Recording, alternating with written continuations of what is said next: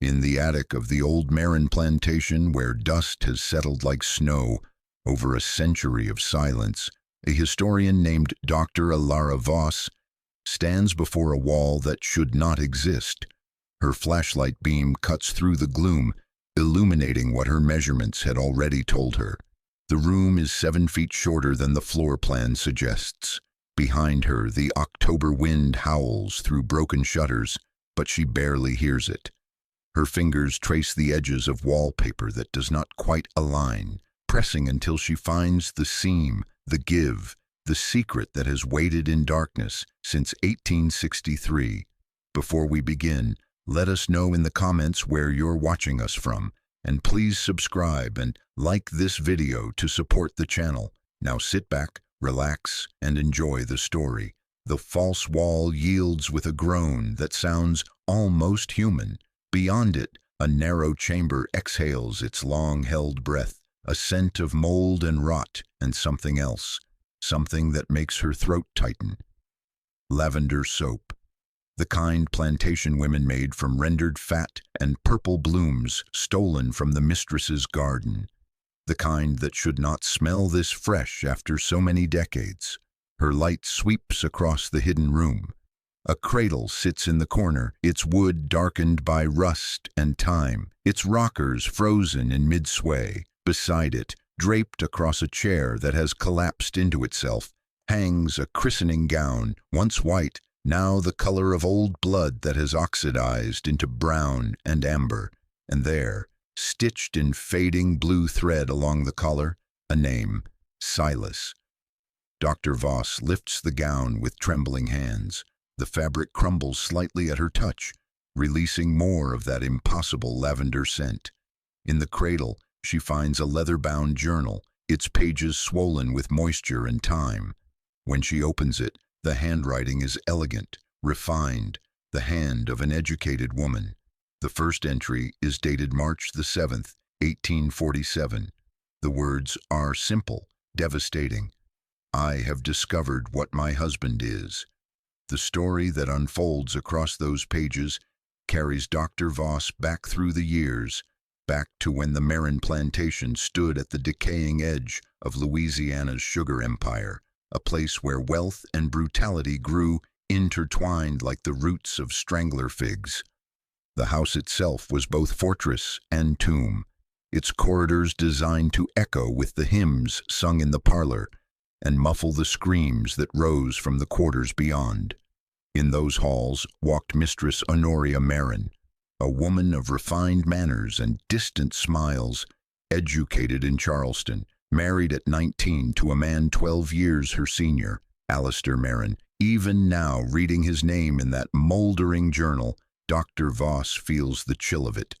Honoria's early entries speak of him in the careful language of a woman who has learned what not to say. He is described as charming to visitors, generous to the church, a man who quotes scripture at dinner and always says grace before meals. But there are spaces between her words, silences that speak louder than any accusation. She writes of how he insists the house slaves serve dinner in complete silence, how he measures their children each month, recording their heights and weights in his ledger, with the same care he devotes to his sugarcane yields, how he forbids her from learning their names. He says it makes discipline difficult if we grow attached, Honoria wrote. He says it is a kindness to maintain the distance God intended.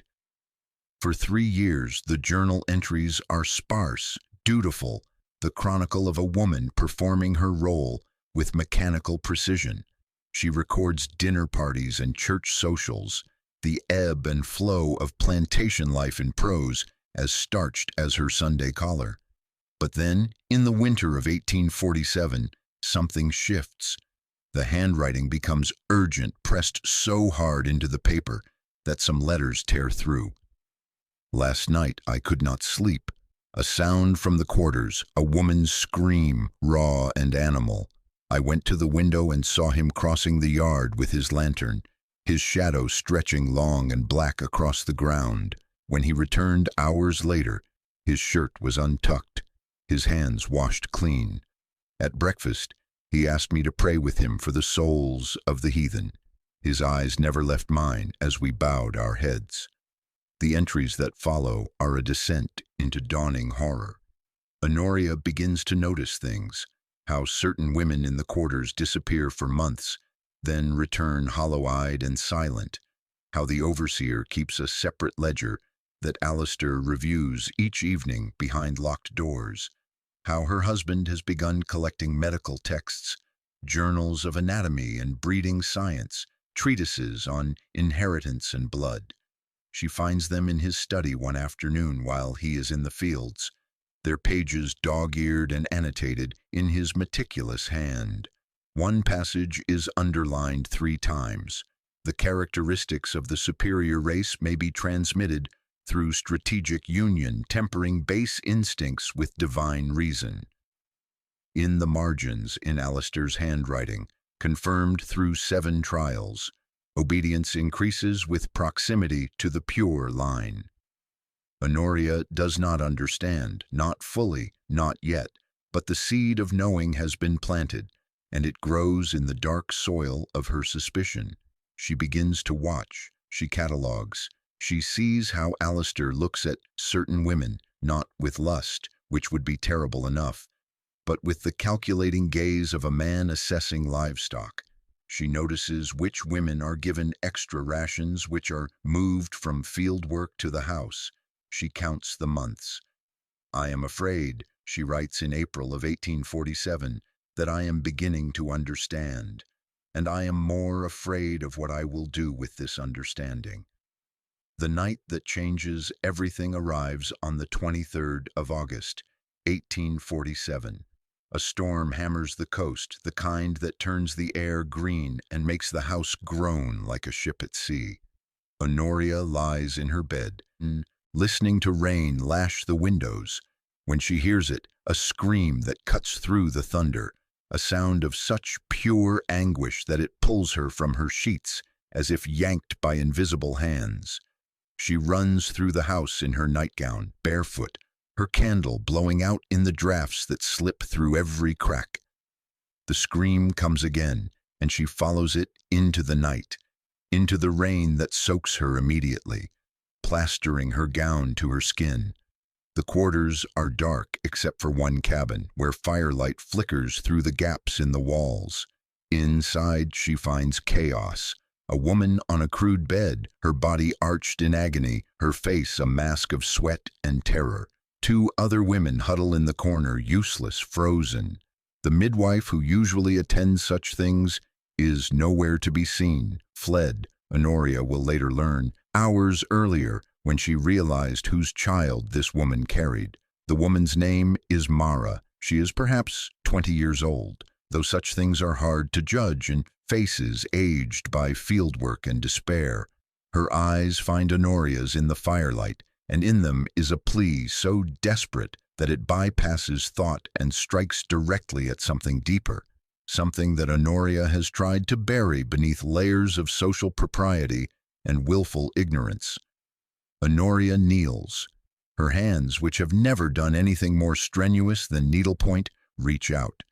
The other women stare at her as if she has materialized from another world, which, in a sense, she has. She does not know what she is doing. She knows only that something must be done, that this suffering cannot be left unattended, that even here, even in this place built on suffering, there must be limits to human cruelty. The birth takes hours. Honoria loses herself in the timeless space of blood and pain and primal struggle. She holds Mara's hand. She wipes her forehead. She whispers useless comforts in a voice made hoarse by fear. The other women eventually come forward, guiding her hands, showing her what must be done. Together they labor through the night while the storm rages and the world narrows to this single room, this single moment, this single life trying desperately to begin. When the baby finally emerges, Honoria catches him in hands slick with blood and vernix. He is small, red, gasping. She wraps him in a cloth that one of the women provides and lifts him to the light. That is when she sees. The baby's eyes open just for a moment, just long enough, They are the color of winter sky, of ice, of the palest blue imaginable. They are unmistakable. They are her husband's eyes set in a face several shades darker than her own. The silence that descends is absolute. Even Mara, exhausted beyond measure, is quiet. The two women in the corner have gone still as statues. Outside, the storm has passed, leaving behind only the steady drip of water from the eaves. And Honoria stands there, holding her husband's child in her shaking hands, feeling the last foundations of her world crumble into dust. She looks at Mara. Mara looks back, and in that exchange, unspoken words pass between them. You knew. You must have known, and now you cannot unknow. Honoria's hands begin to tremble so violently that one of the women has to take the baby from her before she drops him. She backs away, her nightgown still sodden with rain and now stained with blood that is not her own. She backs away until her shoulders hit the cabin wall, and then she simply stands there, staring at the infant in the firelight, at those impossible blue eyes that regard her with the blank wisdom of the newly born. Mistress, one of the women whispers. It is not clear whether the word is a question or an accusation. Honoria flees into the dawn. For 3 days she does not leave her room. Alistair inquires after her health with the solicitous concern of a caring husband. She tells him it is a fever, a touch of swamp sickness. He nods and has broth sent up and asks the house slaves to pray for her recovery. Through her window she watches him cross the yard each morning, his stride confident, his bearing that of a man at peace with his God and his conscience. On the 4th day she rises. She dresses in her plainest gown. She waits until Alistair leaves for the fields, and then she goes to his study. The room smells of tobacco and leather and old paper. His desk is immaculate, everything arranged with geometric precision. She begins with the drawers, rifling through correspondence and receipts, but finds nothing incriminating. Then she sees it, the ledger the overseer brings him each evening, tucked on a shelf between a Bible and a volume of agricultural reports. She opens it with hands that have steadied into something harder than they were 4 days ago. Something has broken in Honoria Merrin, and what has emerged from the wreckage is colder, sharper, more capable of looking directly at horrors she once would have turned away from. The ledger is organized by year. Each page is divided into columns: name, age, date, notes. She turns back to 1841, 6 years into her marriage, and begins to read. The entries are clinical, dispassionate, recorded in Alistair's precise hand. They read like a farmer's account of breeding livestock, which is exactly what they are. Ruth, age 19. Pairing initiated February. Outcome, female child, dark complexion, adequate health, sold to Beaumont Plantation. Sarah, age 23. Pairing initiated May. Outcome, male child, pale complexion, strong constitution. Mother became difficult. Both sold to Travis Estate. The word pairing appears again and again. Never rape, never forced. In Alistair's meticulous records, his violations are recast as experiments, as strategic decisions, as a gentleman's careful management of his property. She finds Mara's entry dated March of 1847. Mara, age 20, good health, compliant temperament, pairing initiated, expected outcome, October. Note: excellent bone structure, likely to produce viable offspring. Consider retention depending on child's characteristics. Honoria's breath comes shallow and fast. She turns to the most recent pages and finds more names, more dates, more notes written in that same detached hand. The scope of it overwhelms her. This is not passion, not lust, not even the garden variety wickedness she might have anticipated from a man of his position and power. This is something else entirely. This is systematic. This is scientific. This is a cruelty rendered into methodology. Tucked between the pages, she finds loose sheets, letters in different handwriting, some barely legible, clearly written by those with little education. She unfolds them with trembling fingers. They are addressed to no one because there is no one to address them to. They are simply cries into the void, testimonies of suffering recorded because the act of recording is the only power left to the powerless. He came again last night. I prayed to God, but God doesn't hear down here. My baby had his eyes. I named her Grace before they took her away. I hope whoever has her now changes her name so she doesn't have to carry anything of him. I know what I am to him. I am dirt he plants his seed in. I am nothing. But my child is something. My child deserves to be something. Please God, let my child be something more than what we are. There are dozens of these letters, hidden in floorboards and tucked into mattresses, collected by whom and for what purpose, Honoria cannot imagine. Perhaps by women who hoped someday someone would bear witness, perhaps by Alistair himself, keeping trophies of his dominion. One letter stops her cold. The handwriting is more practiced than the others, the spelling more correct. The white devil's seed grows in me, and I curse it every day. I curse it in the morning when I wake with sickness, and I curse it at night when I feel it move. If it has his eyes, I pray it never cries. I pray it is born silent and cold. I pray it carries his darkness into the world, so everyone can see what he is. Honoria sits in her husband's chair, surrounded by the evidence of his atrocities, and feels something new rising in her chest. Not grief, though grief is there. Not horror, though horror threads through everything. What rises in her is a rage so cold and pure that it frightens her with its clarity. That night, at dinner, she watches him eat. He speaks of the sugar harvest, of yields and profits, of his plans to purchase additional land. He asks her opinion on new wallpaper for the dining room. He compliments the roast. He is, in every visible way, a civilized man, a gentleman, a pillar of their community. She smiles, she nods. She plays her role with the skill of someone who has been performing her entire life. And beneath the table, her hands curl into fists, so tight her nails draw blood from her palms. The following morning she goes to the quarters. The women see her coming and their expressions shift, some fearful, some resentful, all wary. She has crossed a line by attending Mara's birth, but that does not make her welcome. She is still the mistress, still complicit by proximity and silence in everything that happens here. She finds Mara in her cabin, the baby at her breast. In the daylight, the child's features are even more apparent. Alistair's high forehead, his sharp nose, those devastating blue eyes.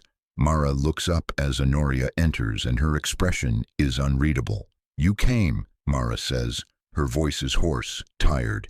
"I had to," Honoria replies, though she is not sure this is true. She does not have to do anything. She could turn away now, return to her house, resume her life of willful blindness. But something has changed. Something has broken open, and she cannot seal it shut again. "You know now," Mara says. It is not a question. "Yes." "And what will you do with knowing?" Honoria has no answer. She stands there, useless in her ignorance, her privilege, her complicity. "I want to help," she says finally, and the words sound pathetic even to her own ears. Mara laughs, a bitter sound that holds no humor. "You already helped, mistress. You helped bring his child into this world. You helped finish what he started." The words hit like a physical blow. Honoria staggers back a step, her hand flying to her mouth. "I didn't know. I thought I was saving me?" Mara's eyes are hard now, glittering with an anger that has nowhere else to go. "You wanted to feel like a good woman. You wanted to help the poor, suffering slave and then go back to your house and sleep well knowing you did a Christian deed. But you never asked me what I wanted. You never asked me if I wanted this child to live." The cabin is very quiet. From outside comes the distant sound of work songs, the crack of an overseer's whip, the eternal machinery of suffering that turns whether or not anyone acknowledges it. "Tell me," Honoria whispers, "tell me what you want." Mara looks down at the baby in her arms. Her expression softens slightly, or perhaps just grows more complex, layered with emotions Honoria has no capacity to fully understand. "He promised me freedom," she says quietly. "Your husband. He said if I was good, if I did what he wanted, when the baby came, he would free me. Free us both. I was stupid enough to believe him. What does he plan now? Once I'm strong enough to travel, he's selling me upriver, separate from the child. The baby has his eyes, so maybe he'll keep him, raise him as something special. Or maybe he'll sell him too once he's old enough to fetch a good price. Either way, I'll never see him again." The rage Honoria felt the night before returns, sharpening into something she can use. "I won't let that happen." Mara laughs again, that same bitter sound. "You think you have power here. You're his wife, his property, same as me, just kept in a nicer cage." The truth of this sits between them like a third presence in the room. Honoria wants to argue, to assert her status and position, but the words die in her throat because she knows Mara is right. She has no legal power. She has no financial independence. She has nothing but the performance of propriety and the hope that appealing to her husband's better nature might yield results, and she now knows with certainty that he has no better nature to appeal to. "Then what?" Honoria asks. "What can be done?" Mara is quiet for a long moment. The baby makes small sounds at her breast, oblivious to the conversation that will determine his fate. "Nothing," she says finally. "Nothing can be done. This is how it is. This is how it's always been. You just get to see it now, that's all. You get to know what your pretty house is built on." Honoria leaves the cabin with Mara's words echoing in her skull. She walks through the quarters, really seeing them for the first time, the cramped spaces, the dirt floors, the children with distended bellies and hollow eyes. She has walked these paths before, but always with her gaze carefully averted, always with her mind elsewhere. Now she sees. Now she knows. And the knowing is a weight she will carry for the rest of her life. That evening she confronts Alistair in his study. She does not plan it, does not rehearse her words. She simply opens the door and speaks the truth that has been burning in her chest since the night of the birth. "I know what you've been doing." He looks up from his ledger, his expression mildly curious. "What do you mean, my dear?" "The women, the children, Mara." Her voice shakes, but she forces the words out. "I know." A change comes over his face, subtle, barely perceptible, but she sees it. A tightening around the eyes, a slight lifting of the chin. He sets down his pen with deliberate care and folds his hands on the desk. "And what do you think you know?" "I read your ledger. I read the letters. I saw the baby's eyes." He is silent for a moment, studying her with the same calculating gaze she has seen him turn on livestock. Then he smiles. It is a gentle smile, almost paternal. "Sit down, Honoria. Let me explain something to you."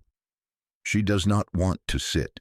She wants to scream, to throw something, to shatter the careful, civilized veneer of this room. But training runs deep, and she finds herself sinking into the chair across from his desk like an obedient child. "You are upset," he begins, his voice reasonable, soothing. "This is natural. You have seen something that disturbs your sensibilities. But you must understand the context, the larger purpose at work here." "Purpose?" The word comes out strangled. "God has given us dominion over this land and all who dwell upon it. But dominion carries responsibility. These people, they are children, Honoria. savage children who require guidance, discipline, improvement. What I have been doing is no different than what any breeder does to improve his stock. I am tempering their base nature with something finer. I am lifting them even as I ensure their continued obedience. Honoria stares at him, unable to fully process what she is hearing. He speaks of rape and enslavement as if describing an agricultural innovation. You look at that child and see only the surface, he continues, but think deeper. That boy will have my intelligence, my strength, tempered by his mother's obedience and hardiness. He will be superior to either parent alone. Is that not a gift? Is that not mercy? Mercy? The word explodes from her. You call it mercy to force yourself on women who have no power to refuse you, to impregnate them and then sell away their children. His expression hardens slightly. I call it necessity, and I call it the natural order that God himself established. Read your Bible, Honoria. Read Genesis, read Paul. The hierarchy of creation is clear. Some are meant to rule, some are meant to serve. And when those purposes align through careful management, everyone benefits. Mara doesn't seem to benefit. The women who wrote those letters don't seem to benefit. He waves a dismissive hand. They lack the vision to understand. They think only of their immediate circumstance, not the greater design. But I assure you what I do with full awareness of my moral responsibility. I pray over every decision. I seek God's guidance in all things. She realizes then that he truly believes what he is saying. This is not a man struggling with guilt or wrestling with the evil of his actions.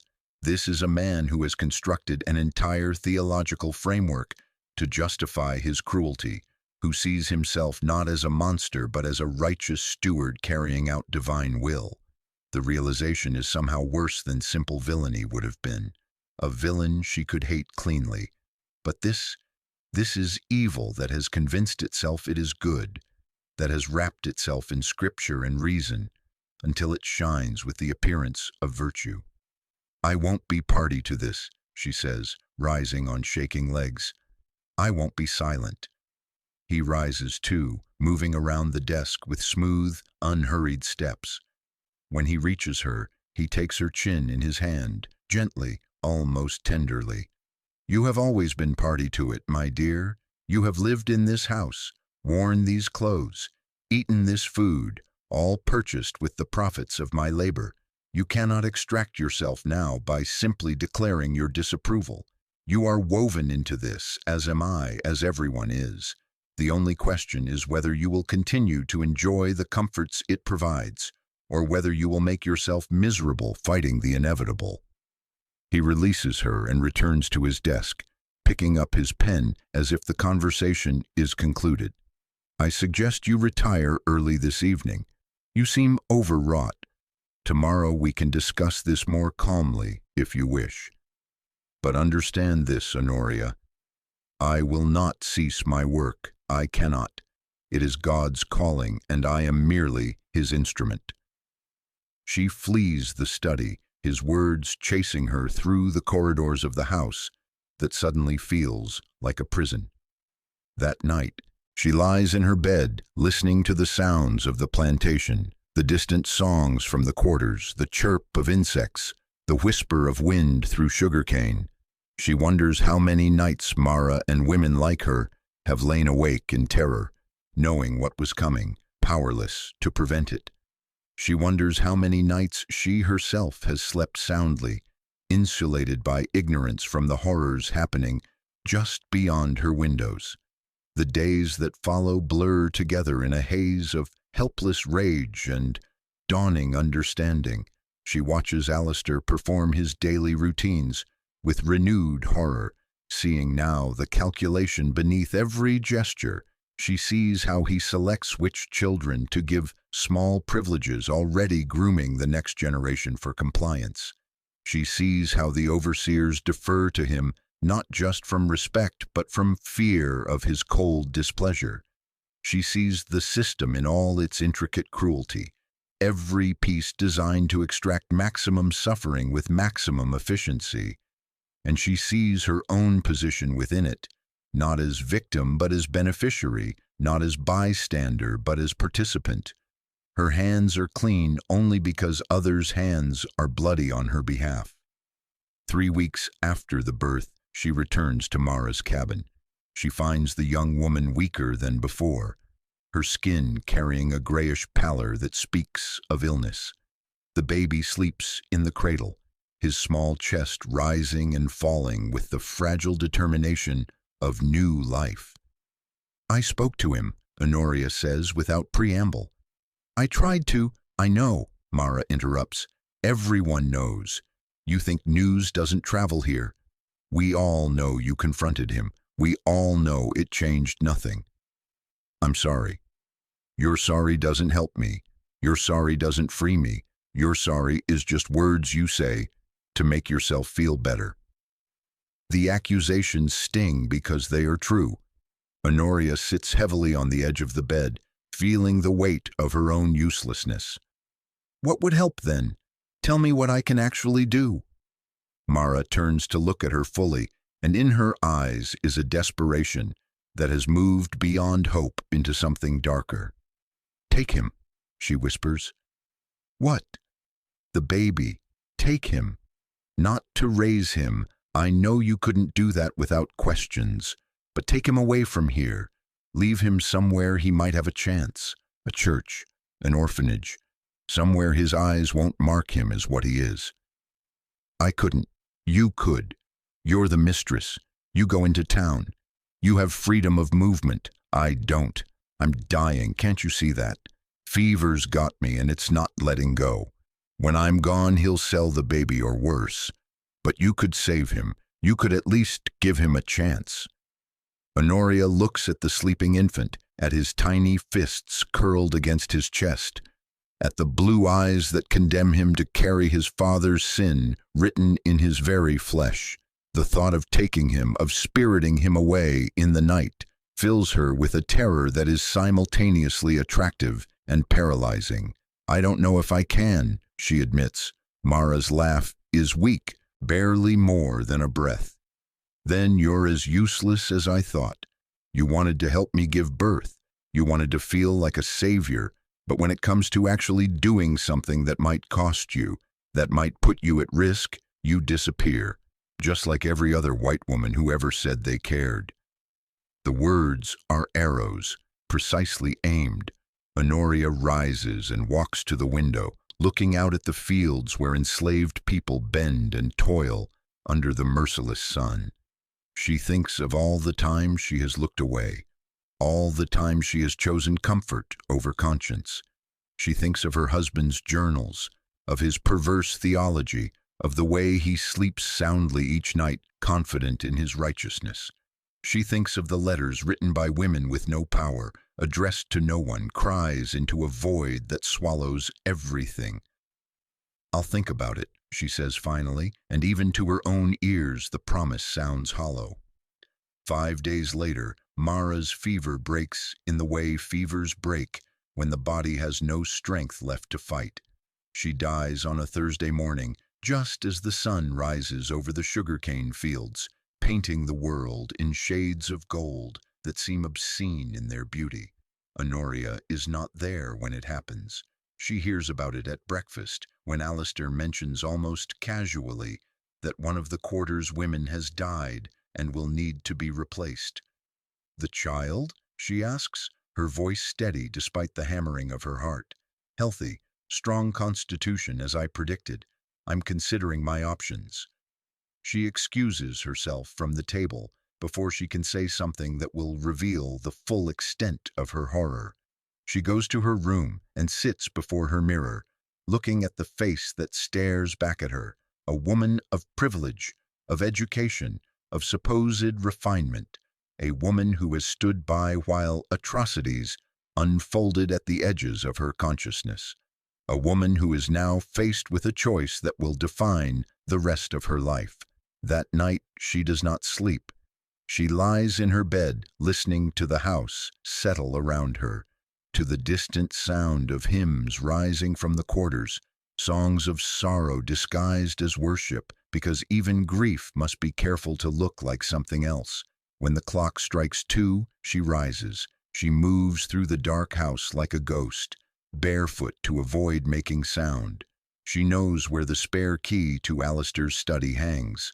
She retrieves it with shaking hands and lets herself into the room that has become the center of all her nightmares. The baby lies in a basket on the floor beside her husband's desk. Alistair has brought him here, she realizes, to study him in the lamplight, to record observations in that damned ledger. She lifts the infant carefully. He stirs but does not wake, secure in that newborn certainty that the world is fundamentally safe. If only he knew. She wraps him in her shawl and carries him through the house, through the kitchen, out the back door into the night. The quarters are silent, everyone long since asleep or pretending to be. She walks past them, past the fields, onto the road that leads away from the plantation toward the town 2 miles distant. The walk takes an hour. She has never moved through the world like this, alone at night, vulnerable.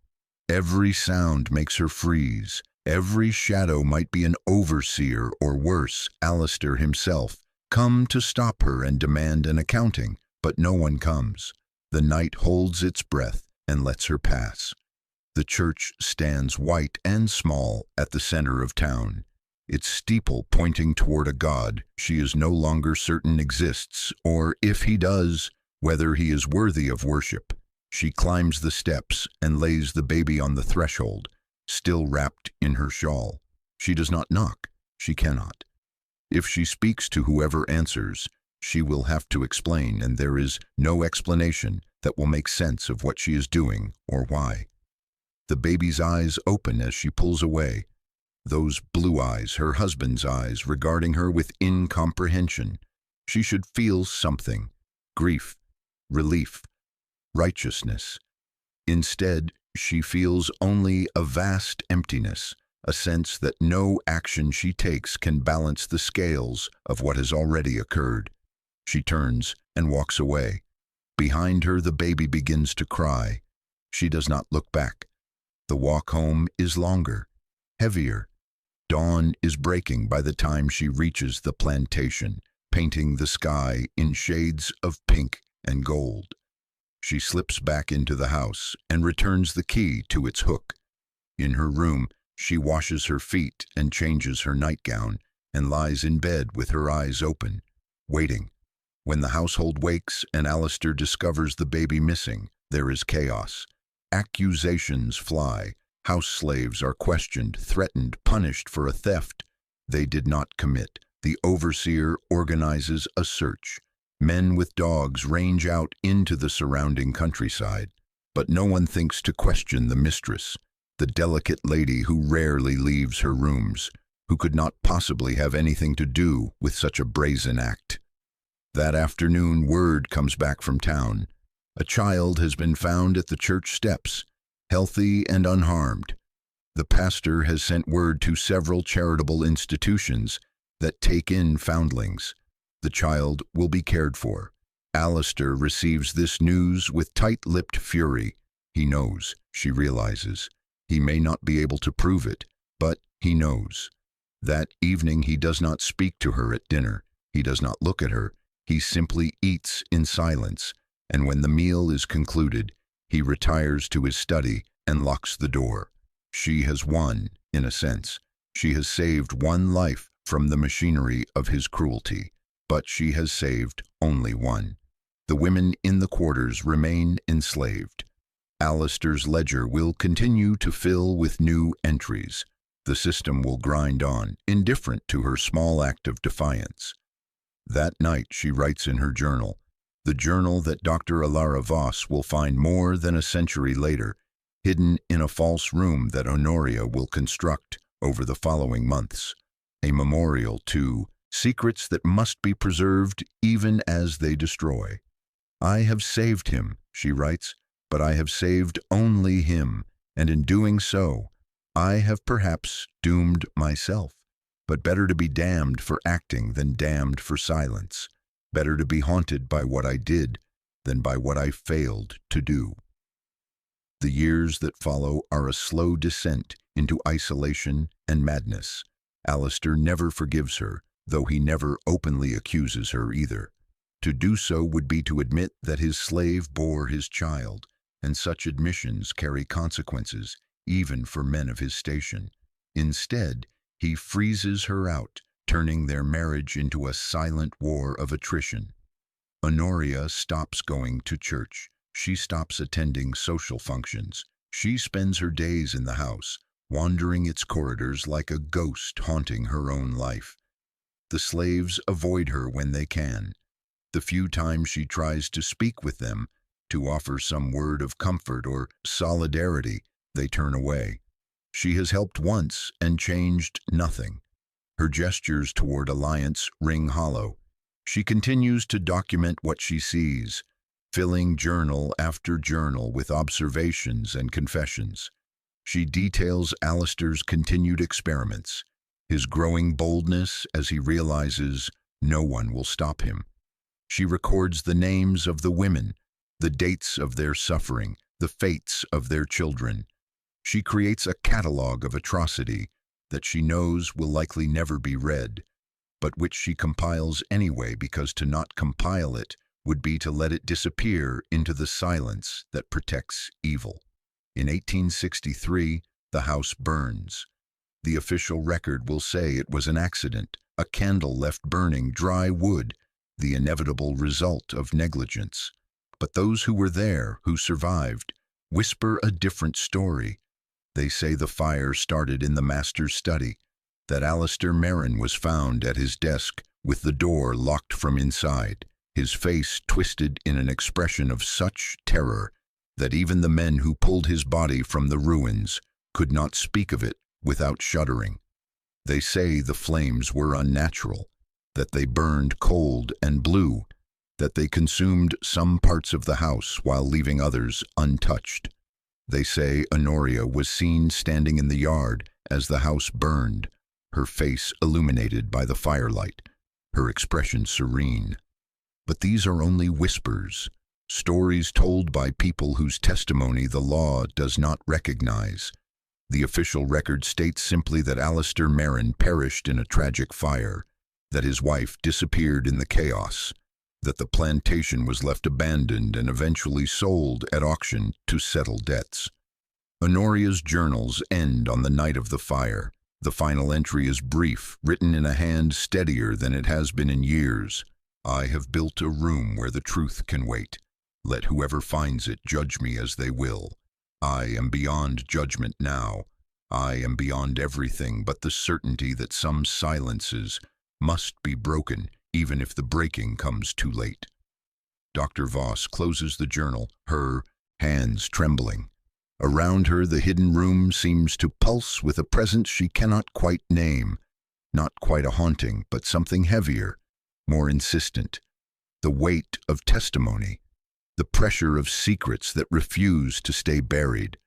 She lifts her phone to call her research partner, to tell him about this discovery that will rewrite what they know about the Merrin plantation, about the women who suffered here, about the complex web of complicity and resistance that defined life under slavery. But before she can dial, she hears it, a sound from the corner of the room where the old cradle sits in shadow, a creak, the slow back and forth of rockers that should not move.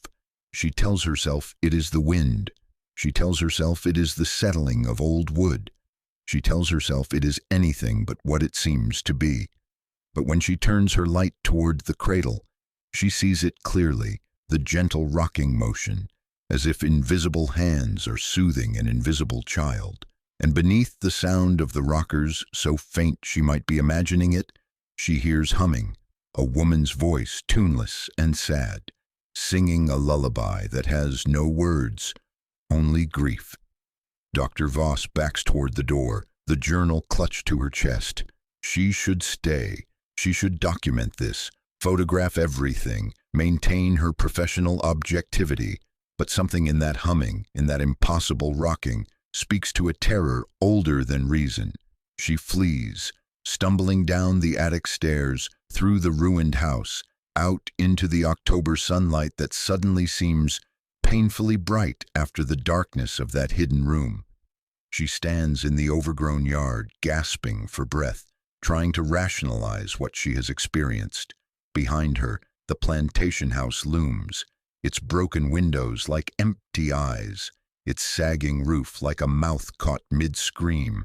She thinks of the women who lived here, who died here, who left their suffering soaked into the very walls. She thinks of Honoria, driven mad by the weight of what she knew and could not change. She thinks of Alistair, who convinced himself that cruelty was righteousness, that evil was divine mandate.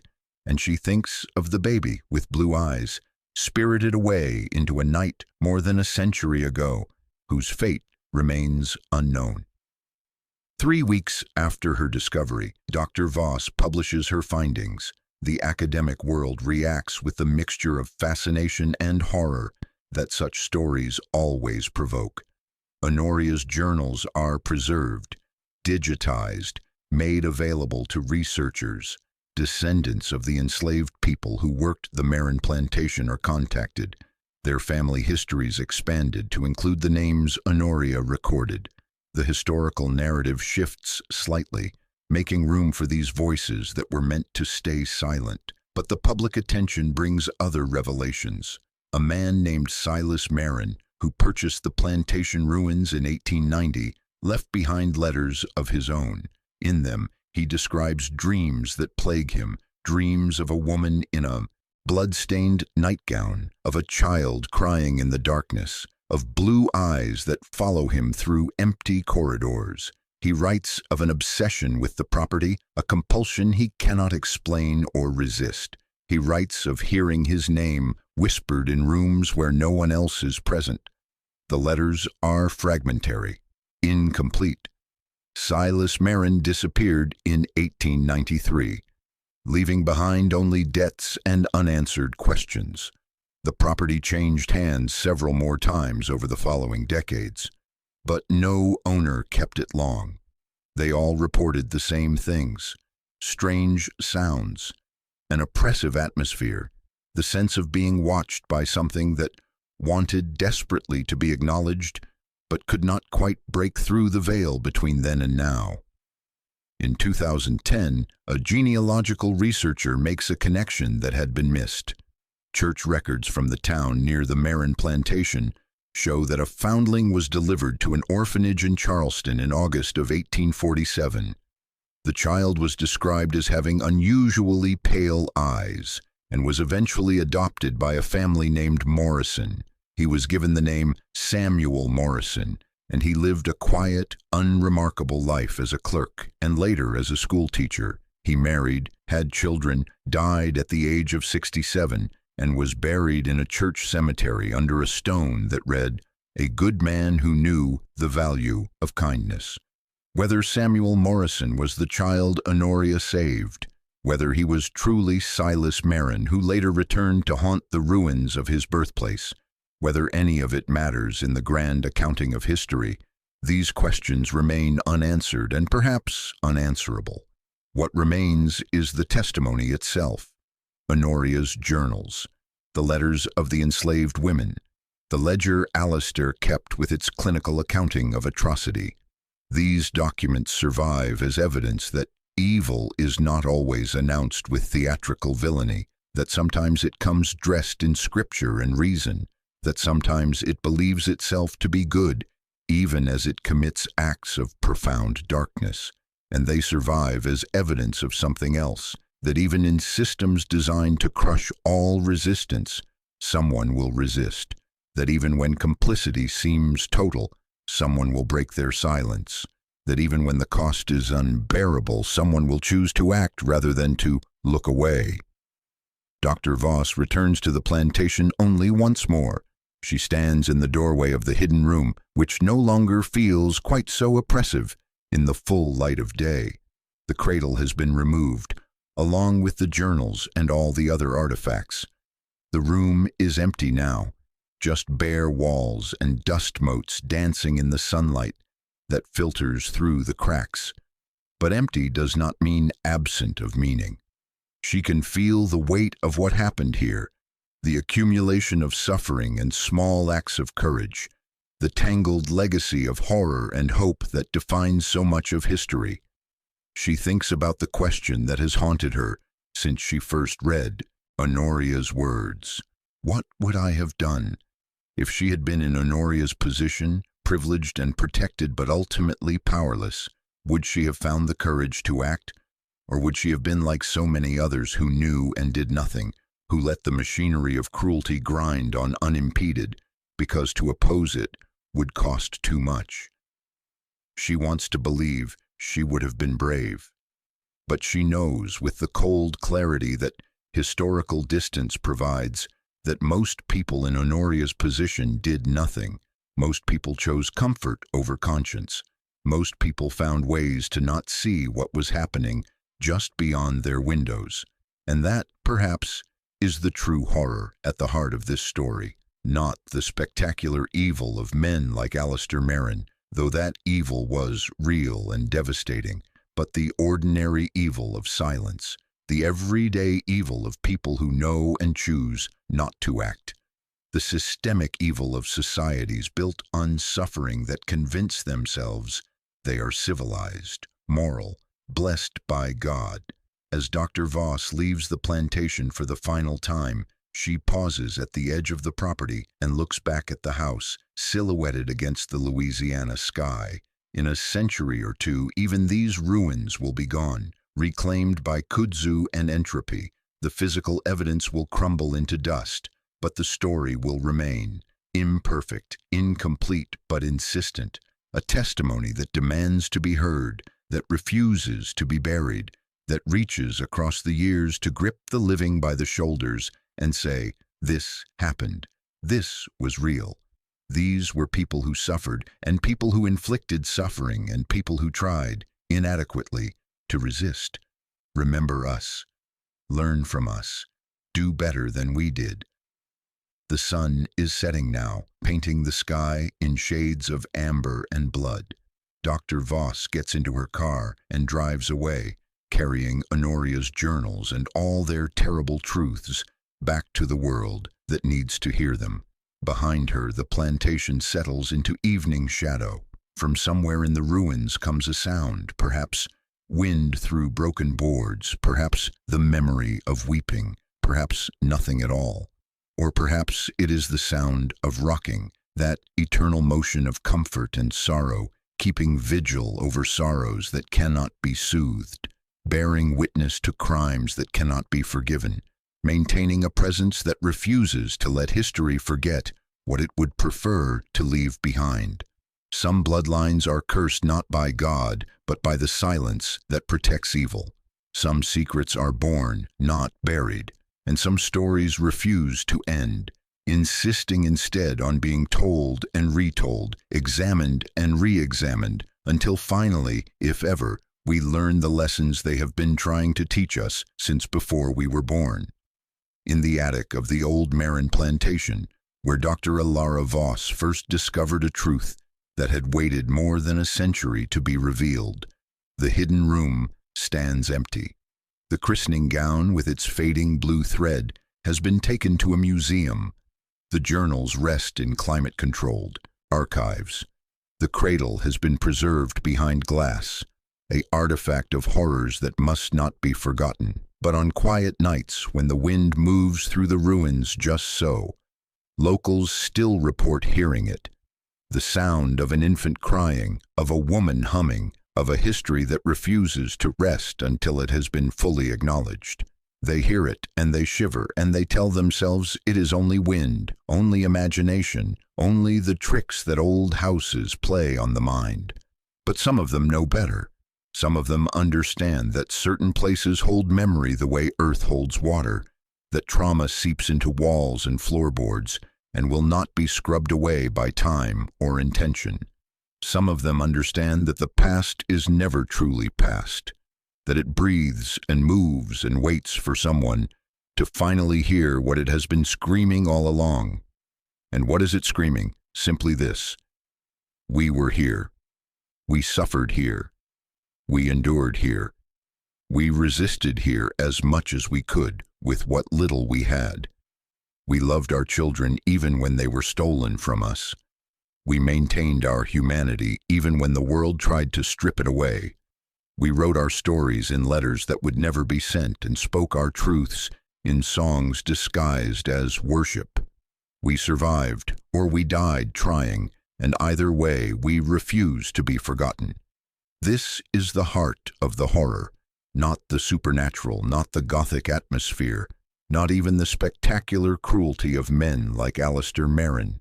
The true horror is the system that enabled him, the society that protected him, the theology that justified him. The true horror is the countless others like him who left no journals, kept no ledgers, whose crimes dissolved into the silence that has always sheltered evil. The true horror is how easily it all could have continued, how nearly it all could have been forgotten, how desperately it all could have been explained away as something other than what it was. Evil, systematic and sustained, committed by people who believed themselves righteous and defended by people who chose comfort over courage. Dr. Alara Voss publishes her book 3 years after her discovery in the attic. It is titled The Hidden Rooms, Testimony and Silence in the Antebellum South, and it centers on Honoria's journals and the women whose words she preserved. It wins awards. It is taught in universities. It adds to the growing body of work that forces America to look at the parts of its history it would prefer to keep hidden behind false walls. But late at night, when she cannot sleep, Dr. Voss sometimes opens her laptop and looks at the photographs she took that first day in the attic. She zooms in on the cradle, examining every detail, looking for something she cannot quite name. And sometimes, in certain images, she thinks she sees it. A shadow in the corner that should not be there, a suggestion of movement where everything should be still, a presence that has not yet learned how to leave. She tells herself it is a trick of light, a smudge on the lens, her mind filling in patterns where only randomness exists. But deep in her chest, in the place where knowing lives before it becomes thought, she understands that some presences are real even when they are not tangible, that some hauntings have nothing to do with ghosts and everything to do with the weight of unresolved history, with the pressure of stories that demand to be told, even when telling them changes nothing and everything simultaneously. On the anniversary of her discovery, she receives a letter. It is from an elderly woman who read her book and recognized one of the names Honoria recorded, her great-great-great-grandmother Mara, who died in childbirth on a plantation she never expected to escape. The woman thanks Dr. Voss for giving her ancestor a name in history, a place in the record, a testimony that survives beyond the silence that tried to erase her. "I always knew there was something," the woman writes. "Stories passed down in my family, fragments and whispers, a baby with blue eyes, a woman who tried to help, a mistress who came in the night. We never knew the full truth. Thank you for finding it. Thank you for telling it." Dr. Voss reads the letter 3 times, then carefully files it away with her research materials. She thinks of Honoria, driven to madness by what she knew and could not fix. She thinks of Mara, who died still enslaved despite the promises made to her. She thinks of the baby with blue eyes, carried into the night by hands that trembled with the weight of inadequate mercy. She thinks of all the stories like this one, buried in attics and hidden in false walls, waiting for someone to find them and force the world to remember. She thinks of how exhausting it is to bear witness, to document atrocity, to insist that history not be sanitized into comfortable narratives that let the living sleep well at night. But she thinks too of the woman who wrote to her, who finally has a name for her ancestor, who can place her in the historical record as a person who existed, who suffered, who mattered. And she understands that this is the work, not to fix what cannot be fixed, not to heal what remains raw, but simply to refuse the silence that evil depends upon to perpetuate itself. Some bloodlines are cursed not by God, but by the silence that protects evil. Some secrets are born, not buried, and some of us are called to be the ones who break the silence, who excavate the secrets, who refuse to let the hidden rooms stay hidden even when opening them means confronting horrors we would rather believe belong to a past too distant to matter. But it does matter. It matters that Mara existed. It matters that Honoria tried, inadequately, to resist. It matters that we know their names and tell their stories and refuse to let them disappear into the comfortable amnesia that history offers to those who would rather not remember. The plantation house stands empty, slowly collapsing into itself as nature reclaims what humans built on stolen land with stolen labor. But the stories survive. Imperfect, incomplete, but insistent. They survive in journals and letters and fragments of testimony. They survive in the descendants, those who endured the unendurable. They survive in the work of historians who refuse to look away from what they find in hidden rooms behind false walls. And they survive in the questions that haunt us still. What would we have done? What are we doing now? What systems of cruelty do we participate in while telling ourselves we are good people? What hidden rooms exist in our own time, waiting for someone brave enough to break through the wall and reveal what we have been trying not to see? These are the questions that matter. These are the hauntings that persist. Not the gentle rocking of empty cradles or the phantom cries of children long since dust, but the insistent whisper of history demanding that we see, that we acknowledge, that we do better than those who came before us, who saw and did nothing, who knew and stayed silent, who benefited from evil while convincing themselves they were innocent. In the end, there are no ghosts in the Merrin plantation, only the presence of truth that has always been there, waiting to be acknowledged. There is no supernatural horror, only the natural horror of what humans do to one another when power is unchecked and silence is maintained. There is no haunting except the haunting of conscience, which follows those who know and do nothing, which whispers in the night to those who benefit from others' suffering, which refuses to let history rest until justice, however inadequate, however late, is finally done. The story ends where it began, in an attic with a discovery, with the opening of a hidden room. But the story does not really end at all. It continues in every classroom where it is taught, in every descendant who learns a name that had been lost, in every person who reads these words and asks themselves, what would I have done? What am I doing now? What silence am I maintaining? What evil am I looking away from? The baby with blue eyes grew into a man, or died in infancy, or became a ghost that haunts ruins, or simply lived a quiet life under a different name. It does not matter which. What matters is that his story is told, that his mother's suffering is acknowledged, that the woman who tried inadequately to help is neither vilified nor celebrated, but simply remembered as a complex human who did what she could within the limits of her courage and her understanding.